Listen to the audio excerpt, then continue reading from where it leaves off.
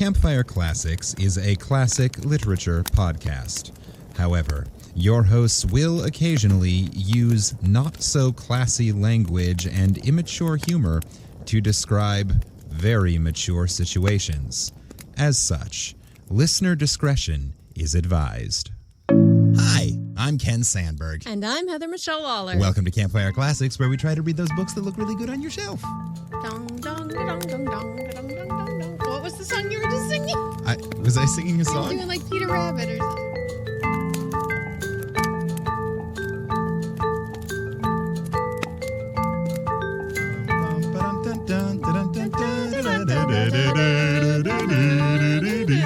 I think that's Peter and the Wolf. Is it Peter and the Wolf? That's what it is. Yeah.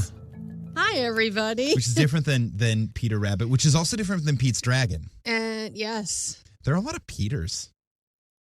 That's what she said. Welcome, everybody. So I used to have this book as a kid that came with a cassette tape and a special cassette tape player. Mm-hmm. And the book was the story of Peter and the Wolf. I had that. And the tape that you could put in would separate the different musical parts. Did you have that too? Absolutely. It was so cool. Yeah, I had that. That's why you were humming it right before we started recording. And I was like, what is that? That's something from my childhood, like unlocked. Yeah. Yeah, it was almost like a choose your own adventure, but with Peter and the Wolf music. But it would play Yeah, they had like a full orchestration to the story. Yeah. Yeah, it broke the whole thing down. So you had the bum ba da da da dum dum dum dum dum dum dum boom. Which in truth is just like we're watching a pantomime. It was like the music of a pantomime, basically, but like yeah, oh my gosh, I'd completely forgotten about that. Did anyone else who listens have that or remember that? Because that certainly unleashed a childhood like core memory when you were humming that. Yeah. Cool. Huh. Yeah, we had some cool toys in the 80s. It was good stuff. Let us know if you remember that, if you had that specific thing, or what other weird generationally specific toys you might have. Yeah, there were a lot. We haven't had a chance to look and see who responded to last week's episode yet because we're recording this shortly after. Yes. We're doing some early recording because we're going to be traveling and we don't want to leave you hanging. Yeah, we don't want to leave you hanging. So we're doing a back-to-back recording session. And so if you respond to either of last week's or this week's episode, we will talk about it in 2 weeks. Yeah, so that'll be fun. Yeah. Oh, hi. Good morning. Grip it and rip it. Grip it and rip it. We're going hard tonight here in the household. We are having sparkling waters. Yeah. It's the sparkles that makes it hardcore. Yep. It also fuels the burps, which I think Ken edits most of out. But I try to. It's the burping and the coughing and the lip smacking and the overuse of scoobity boop bop. And of course, our favorite word. No, I'm not doing it. I just wanted to hear you do that. It's the only one that takes forever because I have to go in and find that stupid cat sound. Instead, I'll just say meow. Yeah, anyway, welcome to Campfire Classics. We are a literary comedy podcast. We sure are. We're just trying to do it all is really what it amounts to. I mean, we do it all. We do. What we do here is we read short stories that we've found that exist in public domain, which means we can use them and recreate them for free any way we want to. And what we usually do with them is make fun of them because they're old and have penis jokes that are funny today that may or may not have been funny when they were written. And as I always say when you say that, we don't make fun of the stories. We make fun of the words in the story. Usually the stories are pretty good. Occasionally we make fun of the stories. We usually get pretty good stories, but the wording of said stories, like last week's episode, sure sounded like we were about to have a very different kind of story. A gay Fire Island rom-com. It turned into something else. It wasn't. If you haven't listened, it really wasn't. If you haven't listened yet, I'm not going to give it away, but Just go listen and you will find out. Anyway, this week I have selected a story that Heather is going to attempt to read to you, sight unseen. It's me. But before we jump into the story, I'm going to give a few fun facts about our author so you kind of know where the story's coming from. Good deal. We love fun facts here at Campfire Classics. So this week, we've got an author that I would have sworn we had already read. Okay. But I cannot find any record of us having used her, so here we go. That's what happened to me last week because I had looked that author up before. Yeah. And so I was like searching. I'm like, no, we never have. Well, and for me, it's her name because I don't remember the info about her, but there's not a ton of info about her anyway. But the name sounds really familiar, but okay. I can't find any record of us having worked with this author before. So, hey, listeners, if you recognize this author or, God forbid, this story, please let me know. I'll remember. Born in Cleveland, Ohio in 1835, this is Sarah Chauncey Woolsey. I don't think we've done her. Okay. Known today by her pen name, Susan Coolidge, she is most famous for her children's novel series, the first of which is called What Katie Did. What did Katie do? Well, what Katie did is she fell down and hurt her back and spent the next 4 years an invalid, bedridden, and having to relearn how to interact with the world. Wait, that's what the children's book is about? That's what the story's about. She's 12 years old and she gets a spinal injury. So Pollyanna, that's what happens to Pollyanna? She falls out a window or something. I have no idea. Oh my God, that was a traumatic fucking movie to see as a kid. Like, she's like this sweet girl who's super optimistic, and then she like falls out of a window and is paralyzed. Oh. Yeah. Shit. Maybe that's based on this book. Maybe. I have no idea. Anyway, so Sarah, Susan Coolidge, her family, she was born in Ohio. Her family moved to New Haven, Connecticut. Because no one wants to stay in Ohio. Because, I mean, yeah, it's Ohio. What's she going to do? Yeah, in 1852. So she's 17 years old at this point. Her family moves to Connecticut. She ended up serving as a nurse during the Civil War. Okay. And she lived in her family home her entire life. Her family was like old school New England rich. Okay. She had connections, Connecticut and Rhode Island and all those places. And she never married. Oh, so lesbian. Or just, homebody spinster. But, yeah, nurse. I mean, she had a profession. That was scandal. Scandalous. And she was living in Harvard Town, so. Yeah. Although weirdly, maybe, who knows? There may have been really well-hidden scandal. She may have been having indecent escapades all over the place, but she seems to have done relatively little with her life, except, aside from the nursing, during the war, aside from living quietly at home, enjoying her time, and writing. Good for her. We can guess a little bit about her inner life, about how she experienced the world based on what she wrote, because apparently she was famous for trying to increase the realism of her stories by putting in life experiences from herself. Like, she wrote about things that she experienced. So much like our author last week. Much like our author last week.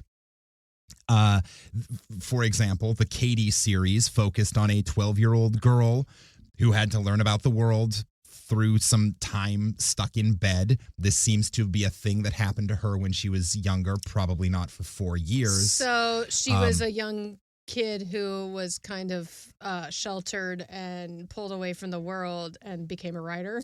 Yeah. That is a reoccurring theme. She had 3 siblings. The character of Katie has 3 siblings. They're all based on her siblings. She actually used the same publisher as Louisa May Alcott. Oh, all right. And the book Little Women, which was published in 1868, was at least partially responsible for fanning the flames of interest in this sort of young girl protagonist realism, and probably helped the success of the Katie books, which first started being published 4 years later. Well, there you go. Susan, Get it, Joe. Susan Coolidge is also responsible for collecting, compiling, and publishing the letters of Jane Austen. Ooh, all right. But as I say, there is relatively little written about her. Her collected works include 7 novels, around 40 short stories, plus poems, essays, and other works like the Jane Austen letters that she compiled and edited. Her books have been translated into German, Finnish, Norwegian, Russian, Swedish, Italian, Spanish, Portuguese, and Danish. And she died in her family's home in Rhode Island in 1905 when she was 70 years old. So she just kind of did her thing. Yeah. And then did her thing. Yeah. This week, you will be reading her short story entitled, Who Ate the Pink Sweetmeat? Oh, no. Let's start this fire.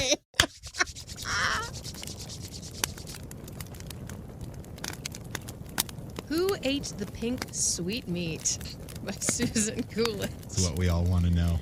I mean, I made a reference in her bio that she might be a lesbian. And I'm just saying a pink sweet Pink meat. sweet meat. A little taco salad. I don't know. Oh, now I want tacos. All right, Who Ate the Pink Sweetmeat by Susan Coolidge. Only 3 pairs of stockings were left in the shop. It was a very little shop indeed, scarcely larger than a stall. Job Tuke, to whom it belonged, was not rich enough to indulge in the buying of any superfluous wares. Ooh, I like the use of to whom. To whom, yeah. Yeah. Yep. Though to say to whom after Tuke is actually quite... Tuke to whom. Tuke to whom. Tuke-tuke-tum. I also love the word superfluous. Superfluous? Superfluous. You did it so well in context. I said it in context. No, it's a word that's actually quite hard for me to say.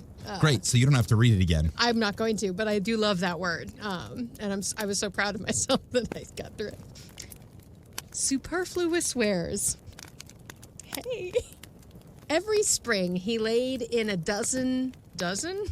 A dozen, which is a gross. Okay. 144. I thought that was a typo, but Nope. no, we're just going, instead of saying 24 or a baker's dozen's 13. That's right. Yeah, a dozen is 144. Ooh, well, it's a dozen squared. Yeah. Got it. Oh, I didn't know 12, that. 12 dozen. A Sweet. dozen. A gross. Well, aren't you old English fabulous? Yes, I am. I am both old and English. And fabulous. And fabulous.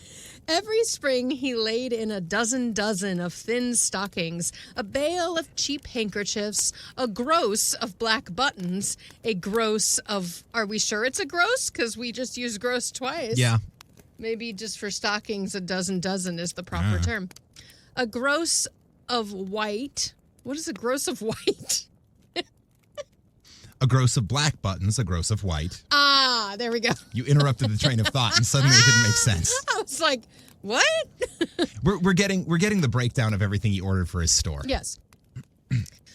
A gross of black buttons, a gross of white, a little stationery, and a few other small commodities. In the autumn, he added a dozen of thick stockings and a box full of mittens and knitted comforters.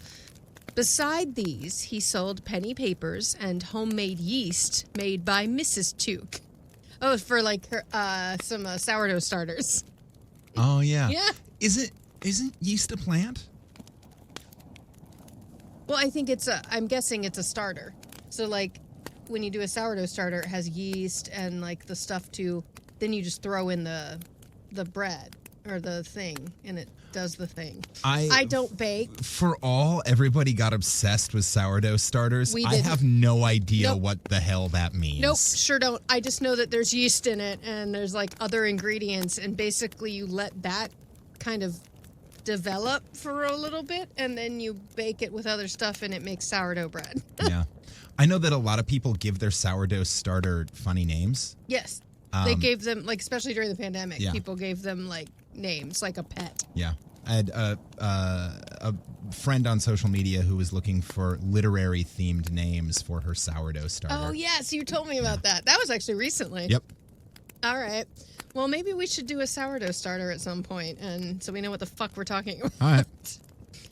So, Mrs. Tuke makes homemade yeast. If the stock of wearables grew scant toward midwinter, Job rejoiced in his heart, but by no means made haste to replenish it. Well, yeah, you don't want excess goods. No, you want to you want to order exactly what you sell. Well, and then you can kind of up the price near the end if you want, because supply and demand, baby. He just laid aside the money needed for the spring outfit and lived on what remained. Thus it went year after year. Trade was sometimes a little better, sometimes a little worse, but whichever way it was, Job grew no richer. He and his old wife lived along somehow without coming on the parish for Don't come on the parish! Or do. Without coming on the parish for support? I mean... Oh, that's too many church jokes in one go here. Coming on the parish. Sometimes I guess it makes you feel better, because apparently some people come on the parish for support. Maybe if that's what the parish wants... Maybe that's what they're into. I don't know where they live. We don't know yet. So, whatever. Probably either Ohio or Connecticut. I'm guessing we're in New England during this time. This feels New England-y. Yeah. They don't have cool stuff in Ohio. All right, Job. So they're coming on the parish. They are able to get along without coming on the parish for support. Oh, good. So they're not doing it yet. Yes, and with this very moderate amount of prosperity, they were content. This year of which I write, the supply of winter stockings had given out earlier than usual. The weather had been uncommonly cold since October, which may have been the reason. Certain it is that here at the Michaelmas? What? I feel like about this time last year, I did a whole big thing about sort of like the history of... Department stores? No, of Christmas. Okay. And Michaelmas is one of the things that popped up during that. When we weren't recording together? Maybe it was when we weren't recording together, or maybe... Because you did a bunch of, like, Christmassy stories, like, alone. Yeah, that might be it. Because you were in Florida. Anyway, so it's one of the late fall winter holidays. It usually happens the end of September. Michaelmas? Michaelmas. The feast of Saints Michael, Gabriel, and Raphael. Michaelmas. Feast of the Archangels. Michaelmas instead of Christmas. I have never heard of this in my entire life. Yeah, it's another one of the holidays. So Who knew? Yeah. All right. It's Christmas's sad brother, I guess. It's Michaelmas. All right. Certain it is that here at Michaelmas, with December not yet come in, only 3 pairs of stockings were left in the little shop. Job Took had told his wife only the week before that he had almost thought he should be forced to lay in a few dozen more. Folks seem so eager to get 'em. I love that it's actually spelled get 'em. Get 'em. People need to get 'em. Get them mittens and get them hats. stockings. But since he said that, no one had asked for stockings. As it happened, and Job, thinking that trade was, after all, pretty well over the season, had given up the idea of replenishing his stock. You know, it's like, oh crap, I'm out of socks. Oh wait, never mind. Nobody needs socks. We're good. No, because everyone gets their pair when it gets cold, and they make that last for the winter, and then I get more. One of the 3 pairs of stockings was a big pair of dark mixed gray. Is this going to be a story about socks? That's really weird. I mean, it's about pink sweetmeats, so I would assume. Ew. Oh, no. What is someone going to do with the socks? Oh, no. There was a whole silent conversation that you're not privy to. We just had some eye conversation that was like, oh. Mostly it involved raised eyebrows and pursed lips. We were talking about tacos. I forgot about the salami you can put in the sock. Yep. Pink Sweetmeats has 2 meanings. Oh, it has actually many, many, many meanings. One pair a little smaller was white, and the third, smaller still, was dark blue in color, was about the size for a child of 7 or 8 years old. Okay, now I don't want to think about it anymore. So we have small, medium, and magnum. We have small, medium, and magnum. there is an illustration at this point in the document I am reading off of that is entitled "Man Dreaming of a Challenge." Sure. To put his sweetmeat in a sock and stay warm for the winter, I guess. I don't know how challenging that would be. I suppose it depends on how much sweetmeat you have and how big the sock is. Well, we have 3 options, apparently. Yeah. Job Took had put up the shutters for the night and had gone to bed. The Stockings were talking together in quiet darkness. What? Wait, what? What? Wait. Do my socks talk to... Maybe that's why they disappear. They're real. Socks are real. Of course alive. Socks are real. No, like alive. This is like some Brave Little Toaster shit. Yeah, like they talk like it's fucking Toy Story, and that's why you're missing socks sometimes, because they run away and go on adventures. Oh my God, is this going to be a story about talking socks? I think it is. I wasn't ready for this. Okay. We never know. We never know what we're getting here at Campfire Classics, so let's go for a ride. The Stockings were talking together in the quiet darkness, as Stockings will when left alone. One pair had been hung in the window. Well, that's rude. They were hung in the window with care in hopes that St. Michael soon would be there. Yeah, apparently. It had got down from its nail and was now straddling carelessly with one leg on either side of the edge of the box in which the others lay, as a boy might on top of a stile. This was the big gray pair. Why does a pair of socks have legs? Have legs. And how does a sock straddle? Wait, is it like both of the socks together They're folded straddle? together. They must be folded together. They must be folded together, Yes. or each stocking, like, as in the 2 of them. Yeah. So one leg was the the one left foot footy, and then it's yeah, straddling, and with the the little right nubbin foot. is what's sitting on top of it. Maybe. I don't know. I'm so nervous. This story is already very upsetting. It's getting weird. All right. So the big gray pair is now straddling this box. Our chances seem to be getting slim, he said gloomily. Oh, Aw. they just want to get adopted. That is more than you seem, replied the white stockings in a tart voice. Oh, good job. Your ankles are as thick as ever, and your mesh looks to me coarser than usual tonight. Damn, white stocking a bitch. There are worse things in the world than thickness, retorted Gray Stockings angrily. Damn right, bitch. Don't be fucking body shaming Gray Stocking. He just putting on some weight for the winter. It's cool. I'm useful at any rate, I am. Well, you have nowhere in you. I should say that you would come to darning about the second wash, if not sooner. Ooh. Oh, we got some sock insults here. Said, listen, skinny bitch. Yeah. Is that my fault? Said White Pear, beginning to cry. Oh, can dish it out, but can't take it. That sounds like white privilege, doesn't it? A little bitch. No, it's your misfortune, but people are unfortunate as you are. But I love that he's saying, but people as unfortunate as you. It's a fucking sock. It's not a people. But people as unfortunate as you are should mind their P's and Q's and not say disagreeable things to those who are better off. Some good advice, Gray Sock. Gray Sock's spitting philosophy here. Yeah. It's also just good not to say rude things to...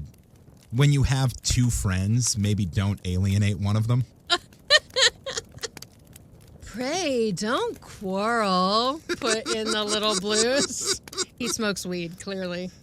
Who were always the peacemakers. Hell yeah. Little Blues was the peacemaker.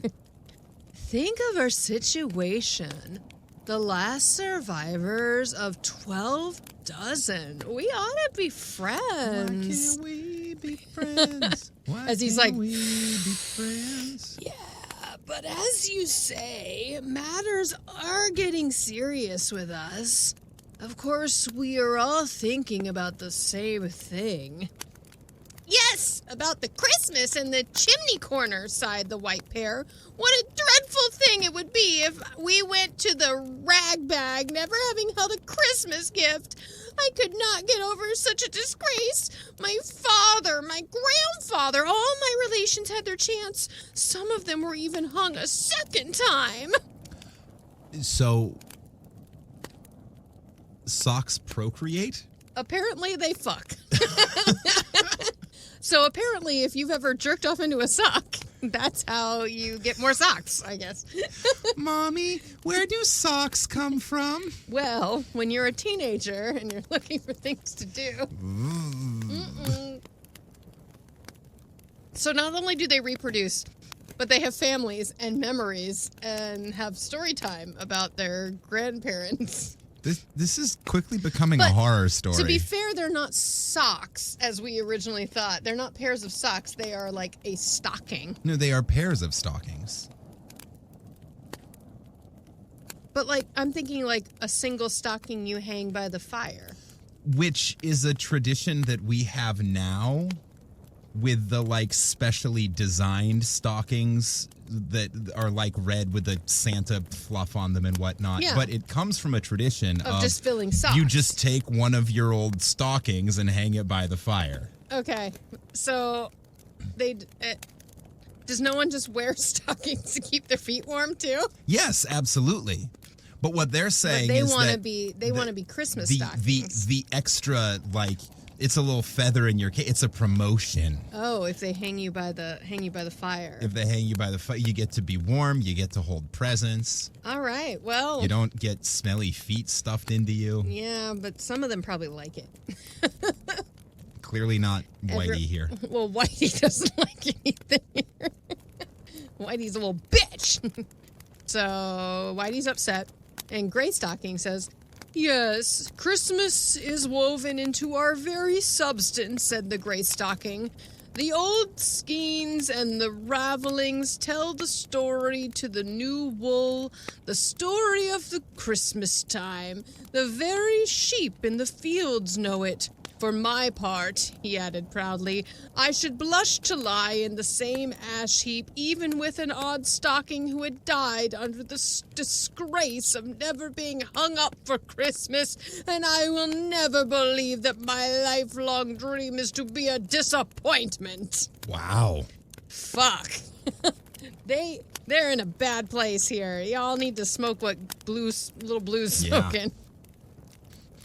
"Why will you use such inflated language?" snapped the White Bear. "You were only woven last July. As late as May, you were running round in the meadow on a sheep's back." Oh my God! Now they have memory of where their wool came from. I don't like this. This makes me really uncomfortable. Gives a whole new meaning to sock puppets, doesn't it? Oh, when you shove your hand up a sock puppet, it's like, ow! Oh, no. And how do they feel about being turned into monkeys? Oh, sock monkeys? Yeah. All right. Well, I'm going to feel weird putting my socks on tomorrow.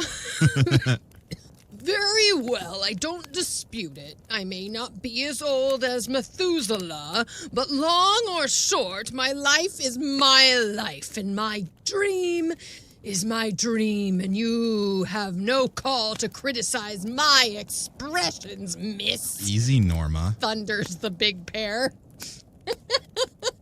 Well, you know what? Damn right. Whitey's just got all these opinions. It's like, shut up, and like, you're fat, and you're young, and you're like, the Gray Bear's just like, let me live my life, bitch. I'm just trying to be, I just want to be me. And then here, Little Blue's back. He's like, "There you are again," said the Little Blues. "I do wish you wouldn't dispute. Now let us talk about our chances. What day of the month is it?" "The 27th of November," said the Gray Stocking, who, because they hung over the penny papers in the window, always knew the exact date. "Little more than 4 weeks to the holidays," said the White Bear dolorously. Dolorously? Like in a time machine? Yes, DeLorean. DeLoreanly. What's dolorously mean? Dolorously. Oh, dolorously. Yeah, there's no, I guess. Dolorous. Feeling or expressing great sorrow or distress. That's what Dolores means? Like Yes. the name? Like my aunt, I had 2 Aunt Doloreses. Hang on. Dolorously. Dolorously. There it is. Not Dolores. Yeah, Dolorous. I was like, why did my aunts get named Dolores if that's what it means? Dolorously. All right. New word. Fun fact. New words. Yeah. Dolorously. What? And so it means sadly, like with sorrow. Yeah. Okay. Yeah. So yeah. the white so pair is correct. being whiny being again. a little bitch. Yeah. Said the white pair Said the white pair Mm-hmm. Dolorously. Nope. The L comes before the R. Dolorously. Yep. Said little more than 4 weeks to the holidays, said the white-haired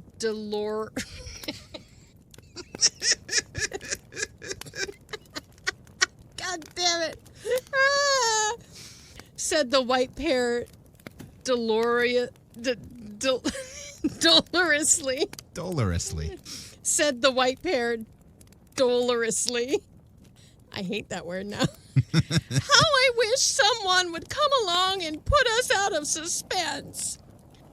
Being bought mightn't do that, suggested the Little Blues. You might be taken by a person who had 2 pairs of stockings, and the other might be chosen to hung up. Such things do happen. He is our little stoned philosopher, isn't he? Man, you might get adopted and you won't even be the favorite. Yeah, so like deal with your life. Here, have some of this, it helps. they wouldn't happen to me, I think, said the white pair vaingloriously. I'm so sexy. I'm too sexy for your fireplace, too sexy for Santa. Too sexy for everyone in this shop. Come by me. I'm white and sad. Honey, you don't want to be a sexy sock.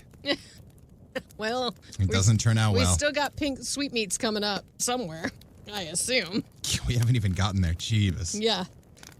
As it happened, the 3 pairs of stockings were all sold the very day after this conversation. Yay! And all to one and the same person. Oh, no. How many feet do you have? Oh, no. So they had to stay together. Oh, no. The terrible trio is still together here. This was Mrs. Went, an Englishwoman married to a Dutch shipwright. She had lived in Holland for some years after her marriage, but now she and her husband lived in London. They had 3 children. Oh, so I guess we're in London. I guess we are. I guess I'm not doing a British accent now. That's all right. That's okay. My Russians were all from Virginia and Texas. I mean, but they were from the South. So they've all gone to the same home that has 3 children. The stockings were very much pleased to be bought. When Job Tuke rolled them up in paper and tied a stout pack thread round them, they nestled close and squeezed each other with satisfaction. Besides the joy of being sold was the joy of keeping together and knowing about each other's adventures. Oh, so they're those friends. Oh, no. They whine to each other all the time. Yeah. They bicker, but they really just want to hang out. They're just the Sex and the City girls. Minus Samantha, of course, because she's not that. And none of these socks seem to be super slutty. Yet. Let's see. No slut shaming, by the way. Samantha's best character in Sex and the City by far. Adventures. The first of these adventures was not very exciting. It consisted of being laid away in the back part of a bureau drawer. Drawer? What's a drawer? It consisted of being laid away in the back part of a bureau drawer and carefully locked in. Oh, now they're just sitting in a drawer. There are worse things. Now, what is this for? Questioned the white stockings. Are we to stay here always? Yes. And Big Gray One says, yes, that is what I should like to know. Okay, so they agree. They actually agree for the first time. Grumbled the Big Gray Ones. Why, of course not. Whoever heard of stockings being put away for always, said the very wise Little Blues. Wait patiently and we shall see. I think it is some sort of surprise. Surprise! They're Christmas presents. Hey, I love getting socks for Christmas. Socks get better and better the older you get as Christmas presents. But day after day passed and nothing happened, surprising or otherwise, till even the philosophical little blue stockings began to lose heart and hope. Oh no! The blues got the blues. The blues got getting the blues.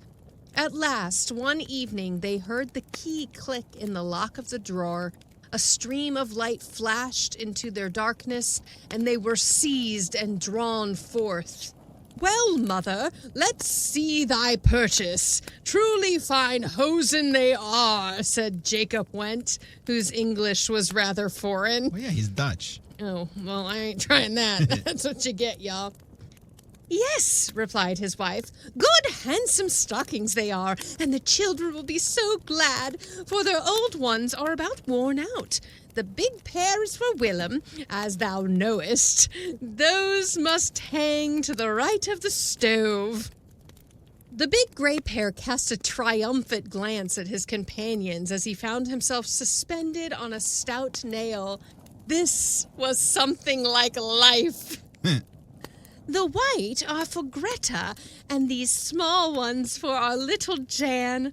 Ah, they are nice gifts indeed," said Mrs. Went, rubbing her hands. "A fine Christmas they will be for the children."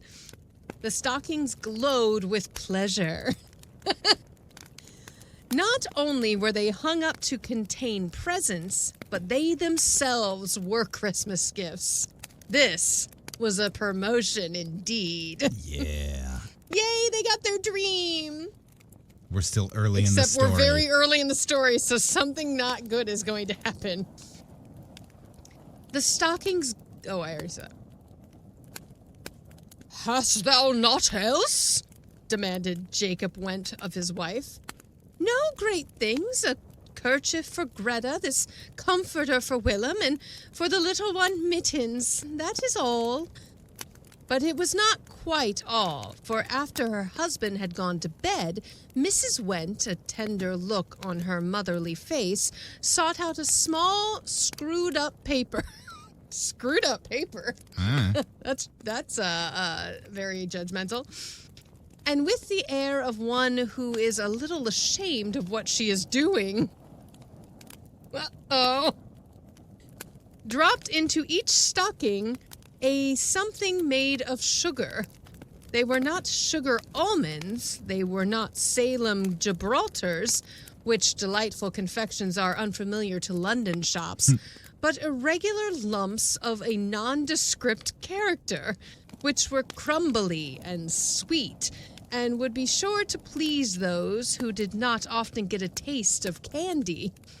It was of little Jan that his mother had... Oh, Jan's a boy. Oh, good. That's my mom's name. So. They're Dutch. It's probably Jan. Jan, yeah. But it's going to stay Jan.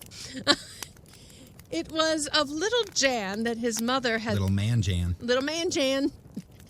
It was of little Jan that his mother had thought when she bought the sweetmeats. And for his sake, she had yielded to the temptation, though she looked upon it as an extravagance. There were 3 of the sweetmeats, 2 white, 1 pink, and the pink one went in Jan's stockings. Mrs. Went had not said anything about them to her husband. That was a very scandalous paragraph for Candy. It was like she looked ashamed and then she dropped them in the stocking and they're not familiar and they're sweet and dirty. Temptation. I mean, that's basically Candy, yeah. Yes. Sweet and dirty. So dirty. "Well, this is satisfactory," said the gray pair. They just got stuffed with sweet things. They just got stuffed with sweet meat. "Well, this is satisfactory," said the gray pair when Mrs. Went had left the room, and he was sure of not being overheard. "Here we are all hanging together on Christmas Eve. My dream is accomplished." "Mine isn't," said the white pair plaintively. I always hoped that I should hold something valuable like a watch or a pair of earrings. It is rather a come down to not have anything but a bit of candy inside and a pocket handkerchief pinned to my leg. I don't half like it. It gives me an uncomfortable pricking sensation, like a stitch in the side. Man, it's just no pleasing some people. White pear's a little bitch. Yeah. Although nobody likes an uncomfortable pricking. Oh, yeah, an uncomfortable pricking when you're being stuffed with sweetmeat. You might want to go to the doctor. Yeah. It's just as well for you to get used to it, put in the gray. It doesn't prick as much as a darning needle, I fancy, and you'll have to get accustomed to that before long, as I've remarked before. I'm the only one who has a pink sweetmeat, said the little blues.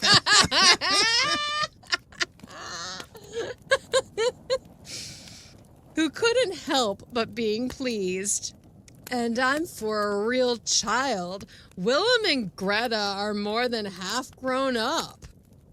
Your kids are old. Your kids are old and gross. Real children are very hard on their stockings, I've always heard, retorted the white bear, who could never resist the temptation to say a disagreeable thing. Shocking. I'm never wearing white socks again. I know. I don't really have any white socks now I think about it. Because I always knew they were little bitches. I have very colorful socks, things with patterns, and I have like black socks. Yeah, I've got white socks for like working out and stuff. Yeah. But I think I'm never gonna wear white socks again. Yeah, they're little bitches. The story is very eye-opening. Upsetting me way more than it should. You don't like talking inanimate objects? I really don't like it. There is there's a phobia of talking like inanimate objects. That's a thing. I don't know that it's that. I think there's just something, I don't know, maybe. Maybe. I don't know. Maybe I'm phobic of chatty toys. They're very smart and very aware, and they have quite a vocabulary, and they know what's in them. As in, like, one of them knows it's white meats, and the one has pink so they can meats. see, too. Yeah. I mean, clearly they can see, because they saw when she left the room. Yeah. And he used to look at the date. That may be, but it is all in the future. This one night is my own, and I mean to enjoy it, replied the contented little blue. Hells yeah. Get it. So the night went, and now it was the dawn of Christmas. With the first light, the door opened softly, and a little boy crept into the room. This was Jan. When he saw the 3 pairs of stockings hanging by the stove, he clapped his hands together, but softly, lest the noise should wake the others. Then he crossed the room on tiptoe and looked hard at the stockings. He soon made sure which pair was for himself, but he did not take them down immediately, only stood with his hands behind his back and gazed at them with 2 large, pleased eyes. He's adorable. At last, he put his hand up and gently touched the 3. Felt the little blue pair. Oh, now he's feeling up the socks. All right. Felt the little blue pair and gave it a pat, and finally unhooked it from its nail. Then he sat down on the floor and began to put them on. His toe encountered an obstacle. He pulled the stocking off again, put his hand in, and extracted the pink sweetmeat, with which he was so pleased that he laughed aloud. That woke up the others, who presently came in. Ah, that little rogue that thou art, always the first to awaken, said his mother, pleased at his pleasure. See, mother, see what I found, he cried. It is good, sweet. I have tasted a crumb already. Take some of it, mother. But Mrs. Went shook her head. No, she said, I do not care for sugar. That is for little folks like thee. Eat it thyself, Jan. Daw. That's adorable. It was her saying this, perhaps, which prevented Willem and Greta from making the same offer. At least, I hope so. Certain it is that neither of them made it. Greta ate hers up on the spot, and with frank greediness of a girl of 12 who does not often get candy. That's fair. Get it, girl. Hey, eat that candy. You stick candy in front of me, I'm eating all of it too. This is how I do things. Willem buttoned his up in his trouser pocket. All three made haste to put on the new stockings. The three pairs had only time to hastily whisper as they were separated. Tonight, perhaps we will meet again. And then we have an illustration that says, Greta. Oh, she's got little Holland shoes on. She has little wooden shoes on. She's carrying a book. The pink sweetmeat went into the pocket of Jan's jacket, and he carried it about with him all morning. He did not eat it, because once eaten, it would be gone, and it was a greater pleasure to have it to look forward to than enjoy it at that moment. Jan was a thrifty little boy, as you perceive. Huh. I disagree. He's going to lose his sweetmeat. Oh, and yeah, he's going to be very absolutely. sad. Being Christmas, it was, of course, an idle day. Jacob Went never knew what to do with such. There was his pipe, and there was beer to be had, so in default of other occupation, he amused himself with these. I got nothing else to do. I'm going to smoke and I'm drink. gonna smoke and drink in the corner. Mrs. Went had her hands full with the dinner and was frying sausages and mixing Yorkshire pudding all the morning. Only Greta went to church. Greta's like, I'm going to church. Well, goody two-shoes. She didn't go to church. She went to hang out with her girlfriend. She's like, what's up, girls? Look at my stockings. She belonged to a parish school where they gave Christmas prizes and by no means intended to lose her chance. So she went there because she could win stuff. Yeah, she wanted to come on the parish. But apart from that, she really loved church going, for she spoke English and understood it better than either of the other children. Willem went off on errands of his own. Little Jan spent the morning in admiring his stockings and in wrapping and unwrapping his precious sweetmeat. Why does it have to be a child? I can't laugh at it as much. Oh, you can laugh at it. I mean, you're going to hell, but you can laugh at it. Jesus Christ. He was unwrapping and wrapping his precious sweetmeat and taking it out of his pocket and putting it in again. Stop. Jesus Christ.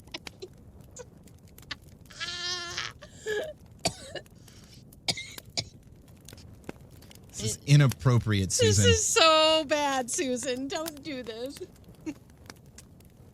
Why dost thou not eat it, dear? Asked his mother as she lifted the frying pan from the stove. But he answered, Oh, not yet.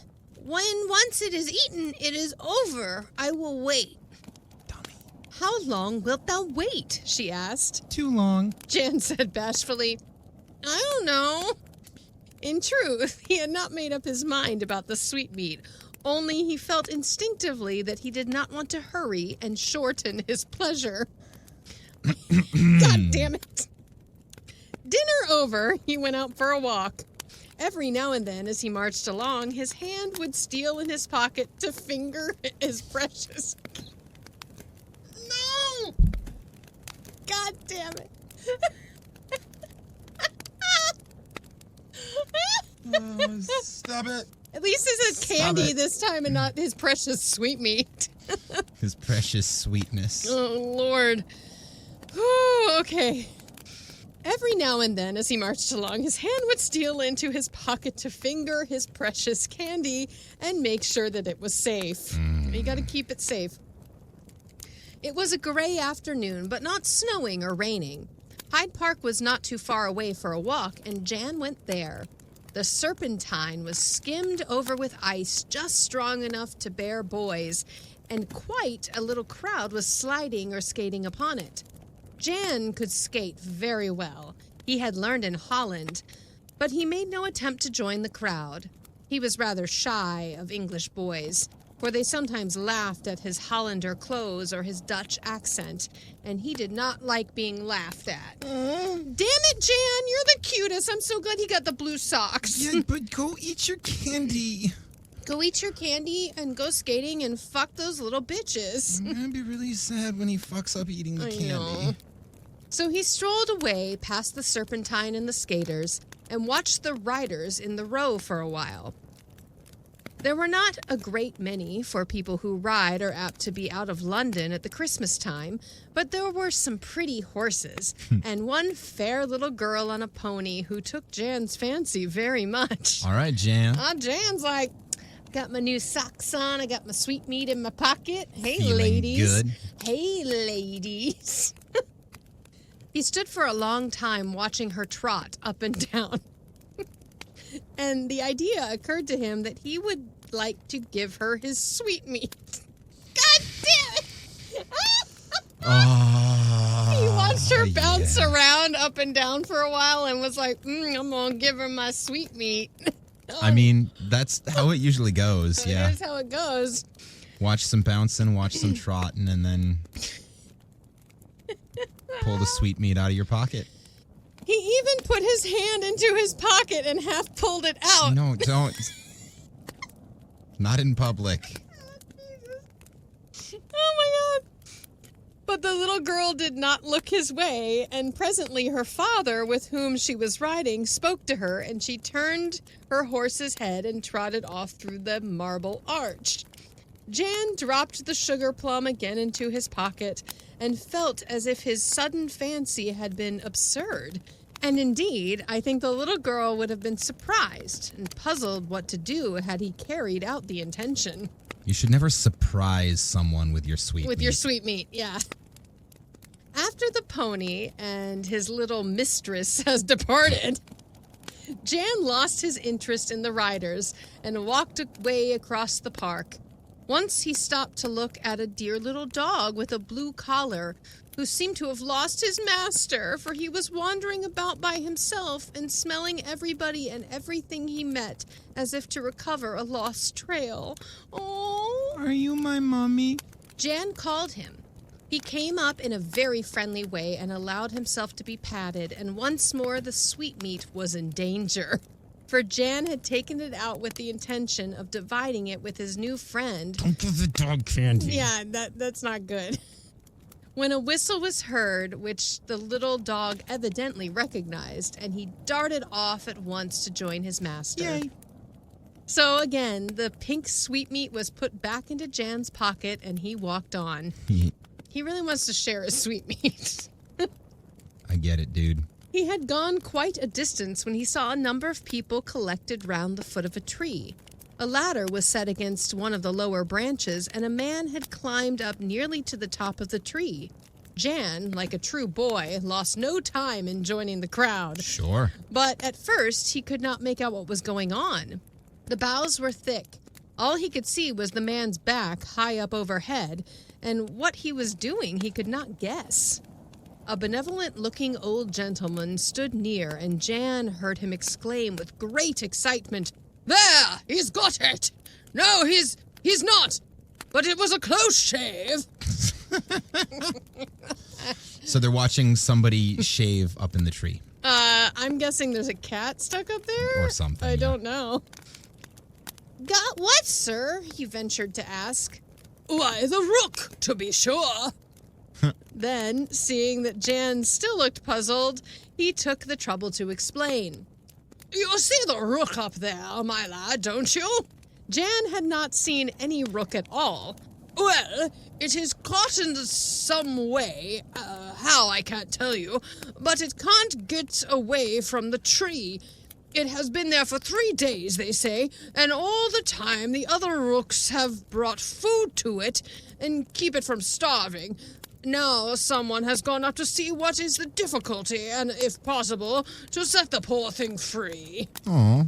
Aw. Trapped bird. Yeah. "Thank you, sir," said Jan, and the old gentleman looked at him kindly and said to himself, "A very civil, tidy little lad. I like his face." You know that guy has a fucking great mustache. Jan had become deeply interested in what was going on. He stood on tiptoe and stretched his neck, but all he could see was the man's back and one of his feet, and now and then the movement of a stick with which the man seemed to be trying to hit something. Jesus. Yeah, that's how you free a bird. Yeah, just whack it whack with a it. stick. Just fucking pinata that shit out of the tree. Like a baseball bat. Just Yeah, right. Jesus. A partridge in a pear tree, smash. not anymore. At last there was a great plunge and a rustling of branches, and people began to hurrah. Jan hurrahed too, though he still saw nothing very clearly.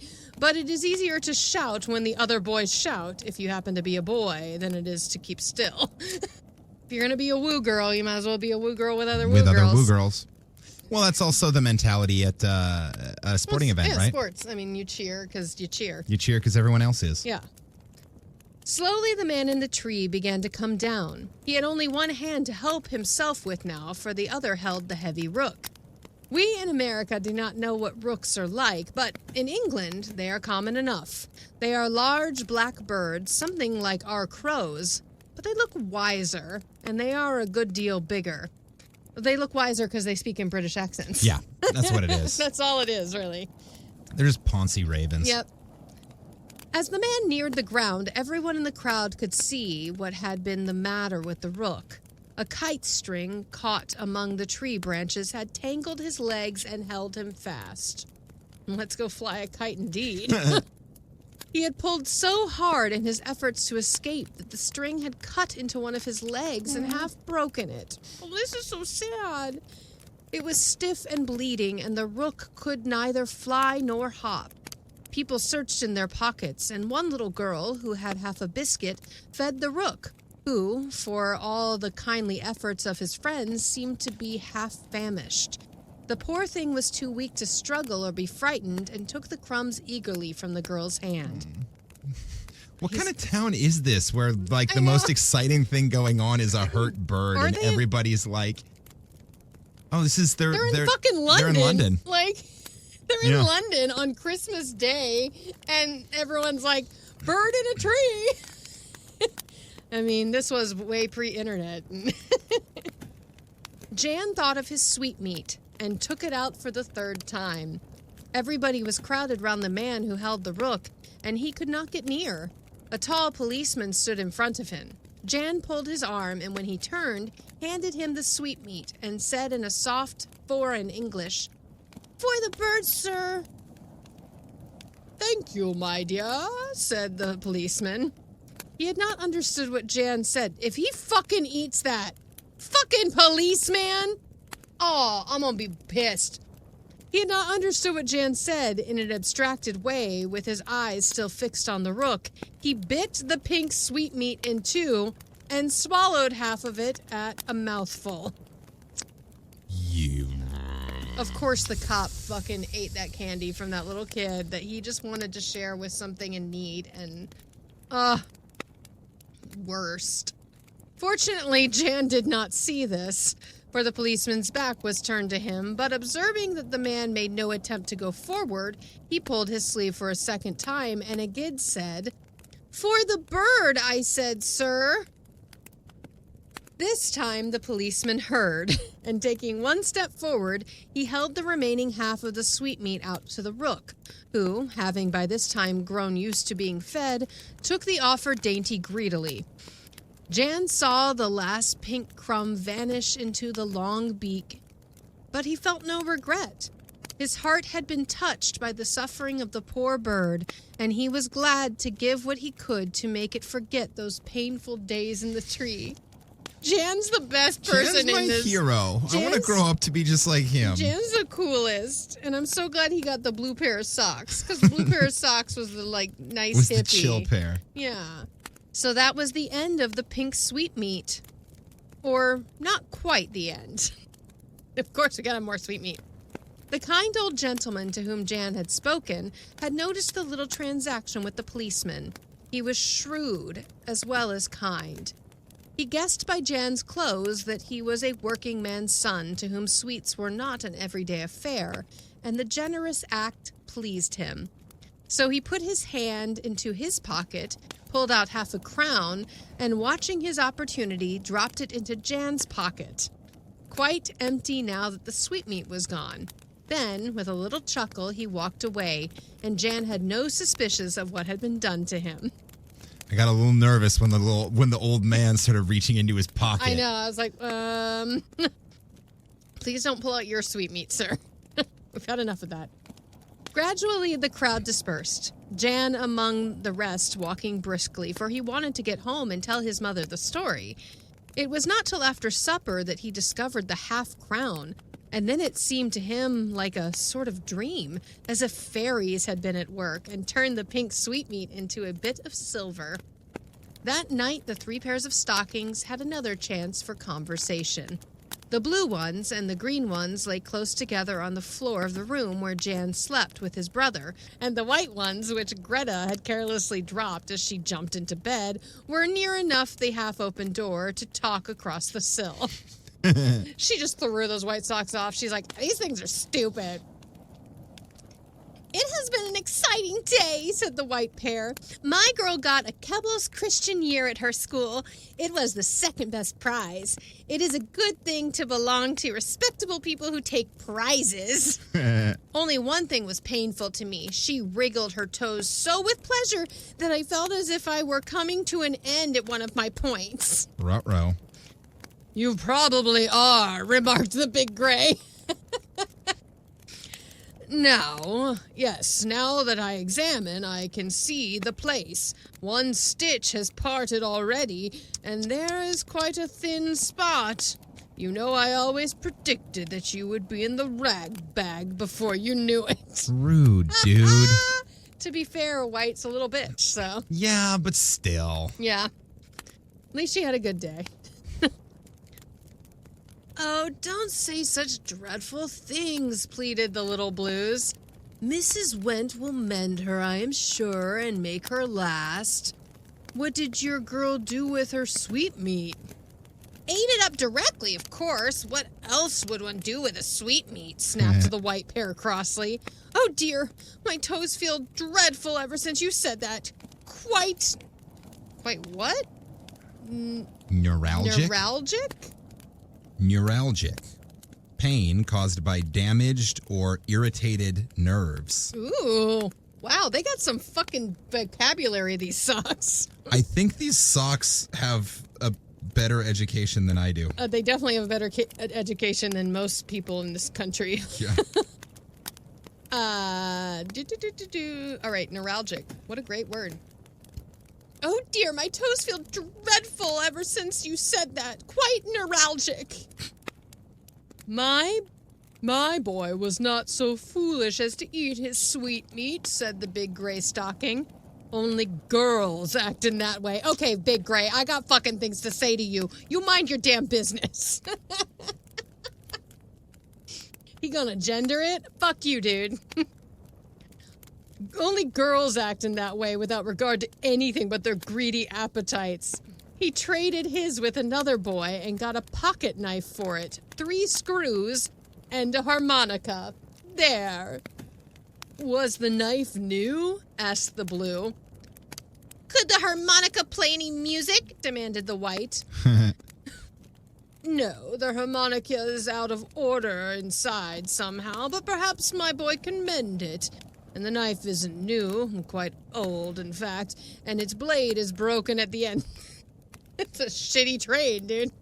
Still, you got a busted knife and a busted harmonica for a piece of candy. And 3 screws? Still, it's a knife, and Willem thinks he can trade it off for something else. And now for your adventures. What did your boy do with his sweetmeat, little blues? Did he eat it or trade it? It is eaten, replied the blue stockings cautiously. Eaten, of course he ate it. Why don't you speak out? If he ate it, say so. If he didn't, who did? Well, nobody ate the whole of it. My boy didn't eat any. It was divided between 2 persons, or rather between 1 person and a thing that is not a person. Bless me, what are you talking about? I never heard anything so absurd. stirred in my life, persons and things that are not persons, said the white pair. What do you mean? Hi, you're a thing that's not a person. They don't know that. Calm your, well, not your tits. You probably don't have them. Well, I'm sure they do, or they think they do. It's the little nubs at the end of the socks, yeah. where the toe is stitched, yeah.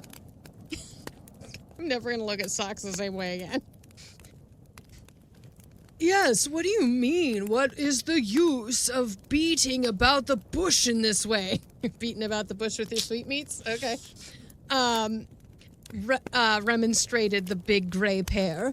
Who did eat the sweetmeat? Say plainly. Half of it was eaten by a policeman, and the other half by a rook, replied the little blue in a meek voice. Ho, ho, roared the gray stocking, while the white pair joined in a shrill giggle. That beats all! Half by a policeman and half by a rook? A fine way to dispose of a Christmas sweetmeat.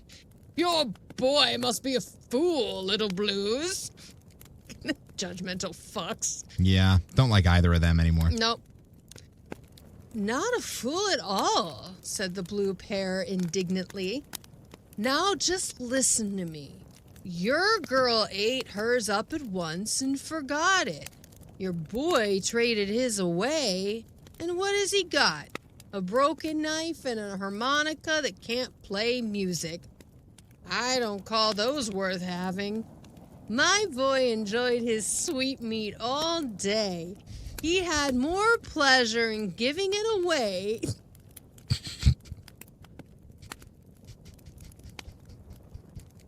He had more pleasure in giving it away than if he had eaten it 10 times over. Is that true? If you get more pleasure out of giving your sweetmeat away than doing it yourself 10 times? Yeah. Okay. Yep, that scans. Besides, he got half a crown for it. And if you get paid for it on top of that? Yeah, you got paid for it. An old gentleman slipped An old gentleman slipped it in his pocket because he was pleased with his kind heart. I saw him do it. Must not have been wearing very high boots. Half a crown! Ejaculated the white... Yes!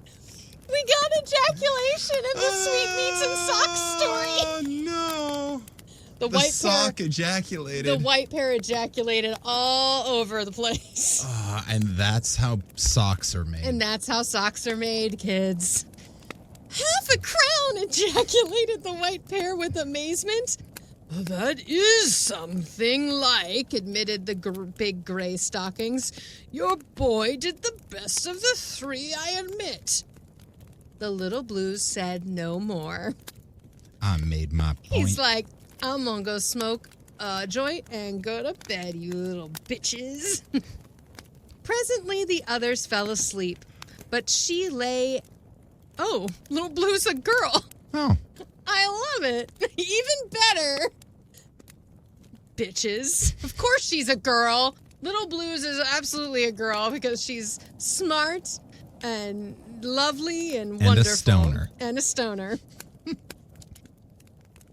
Presently, the others fell asleep, but she lay and watched Jan as he rested peacefully beside his brother, with his wonderful treasure, the silver coin, clasped tight in his hand.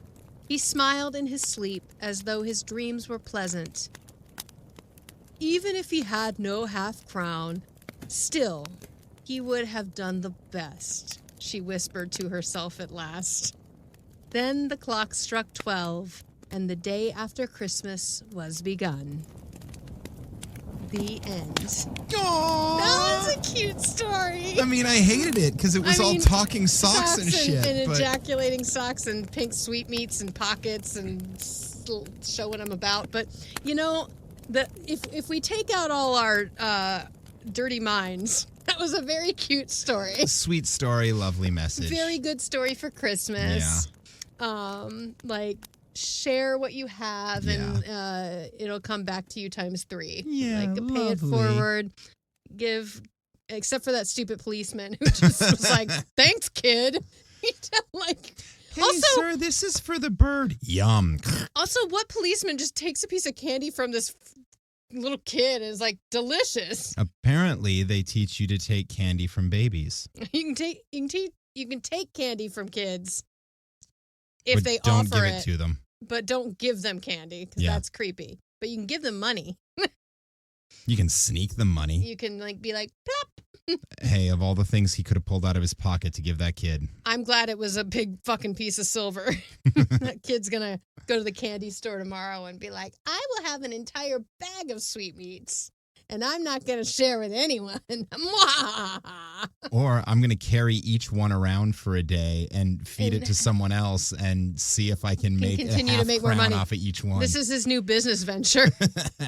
I love it. I love it. What a cute little story with creepy socks talking. Yay. And I'm so glad little Blue was our happy little stoner girl. Yeah. Pair of socks with Jan. Yay. So what'd you think about that one, campers? Did you enjoy Who Ate the Pink Sweetmeat?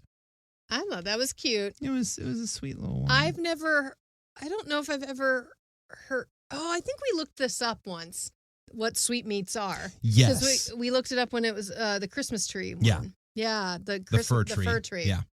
Yeah, because like when I'd forgotten that it was candy because I'm like, when I think of sweetmeats, I think it's like some weird like foie gras or something. Like yeah, that. no, that's another. That's thing. a different thing, yeah. But yeah, it's candy.